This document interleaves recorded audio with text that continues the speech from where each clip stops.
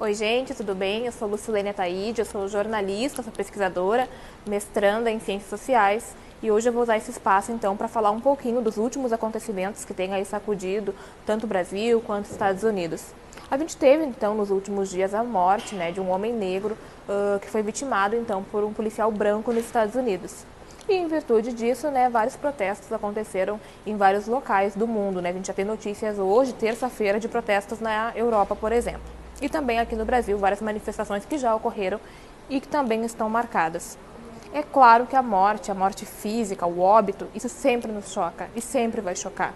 Mas a gente tem que pensar também que antes dessa morte física, os sujeitos negros em todo o mundo, não só no Brasil e Estados Unidos, sofrem uma série de apagamentos. A gente está falando de intolerância religiosa, apagamento da cultura, falta de oportunidade, desigualdade e várias outras mazelas que, enfim, acabam afetando essa população. Ou seja, essa morte, antes da morte física, ela acontece de várias maneiras. Então, a gente precisa pensar nesse momento de reflexão, de protestos, de que forma a gente contribui para estas outras mortes que acontecem.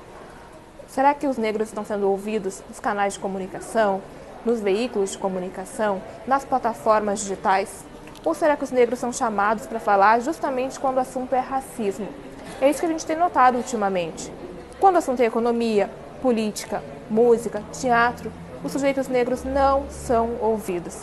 Ainda é muito questionável o fato de chamar negros para falar apenas em caso de racismo.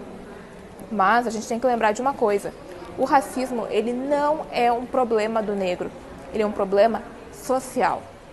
A Sueli Carneiro, que é uma filósofa brasileira, intelectual, diz que nem todo branco assina esse pacto da branquitude, esse pacto que acaba pregando a desigualdade, mas todo branco se beneficia dele. Então, não basta mais a gente ser apenas não racista, a gente precisa ser antirracista.